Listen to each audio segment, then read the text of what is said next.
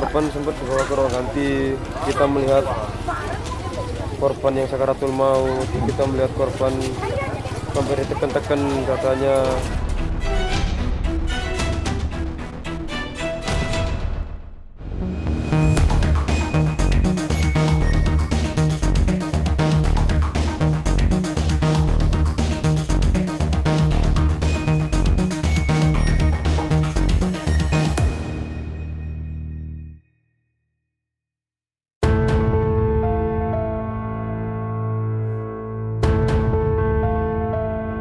Pasca peristiwa kerusuhan di Stadion Kanjuruhan, Malang, Jawa Timur, berbagai pihak langsung menggelar investigasi untuk mencari penyebab ratusan nyawa supporter melayang.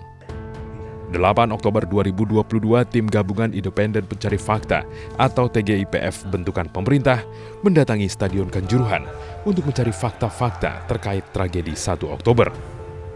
Anggota TGIPF Nugroho Setiawan menjelaskan beberapa hal yang ditemukan tim pencari fakta melalui akun YouTube Kemenko Polhukam Republik Indonesia. Salah satunya adalah dampak dari penggunaan gas air mata. Tim hari ini juga menemui korban, melihat korban, bahkan sempat menyaksikan perubahan fenomena trauma lukanya dari menghitam, kemudian memerah, dan menurut dokter itu recovery-nya paling cepat adalah 1 bulan. Jadi efek dari zat yang terkandung di gas air mata ini sangat luar biasa. Ini juga patut dipertimbangkan untuk crowd control di masa depan. Selain menyoroti bahaya penggunaan gas air mata di dalam stadion, TGIPF juga menyebutkan beberapa temuan lainnya, yaitu Stadion Kanjuruhan dianggap tidak layak untuk menggelar pertandingan dengan resiko tinggi atau high risk match. Akses anak tangga di Stadion Kanjuruhan tidak ideal untuk kondisi ramai penonton. Selain itu, kondisi railing tangga juga tidak terawat. Terakhir, banyak penonton yang terjepit di pintu 13.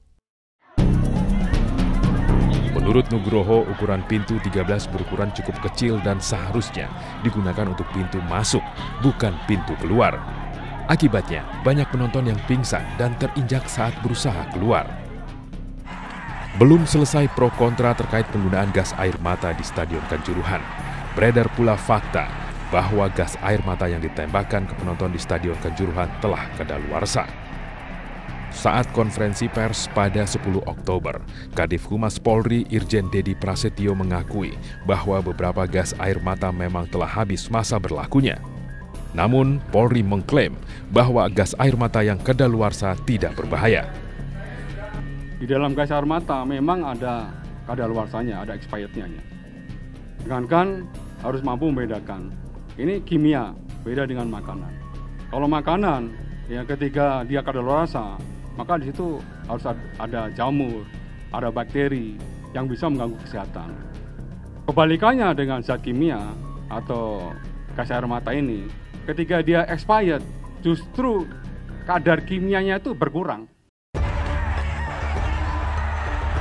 Namun menurut ahli kimia dari Institut Teknologi 10 November atau ITS, Profesor Freddy Kurniawan, kandungan senyawa pada gas air mata yang kadaluarsa mungkin saja berubah jadi racun yang lebih berbahaya.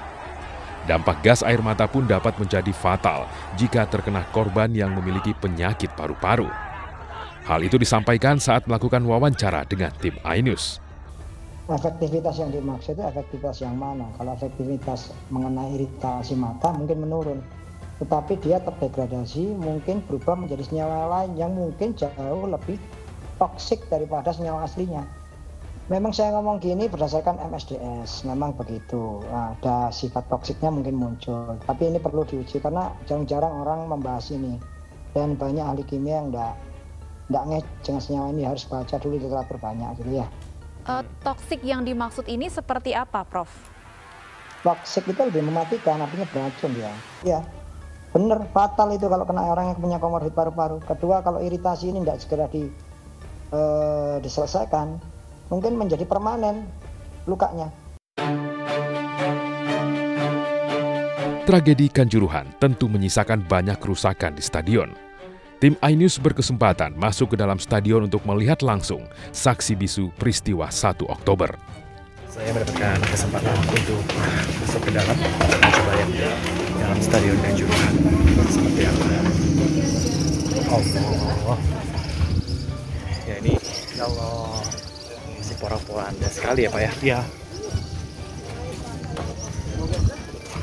Masih banyak sampah. Ya. Tidak terbayang bagaimana kejadian di tanggal 1 Oktober lalu. Ini tribun VIP. Berdekatan kepada tribun 14 dan 13 yang ada di sana. Dan kalau kita lihat ini ada pembatas atau pengaman pagar yang cukup tinggi. Bisa dilihat cukup tinggi. Ada pintu di sana dan ini membatasi lapangan dan juga tribun sehingga seharusnya tidak mudah bagi penonton untuk masuk ke dalam lapangan. Ini tribun 14 dan 13 yang cukup parah saat itu terjadi, di mana gas air mata menurut informasi ditembakkan ke tribun 10, 11, 12, 13, dan 14. Bahkan di 14 ini berkali-kali tembakan gas air mata. Tragedi Kanjuruhan menyisakan banyak pertanyaan.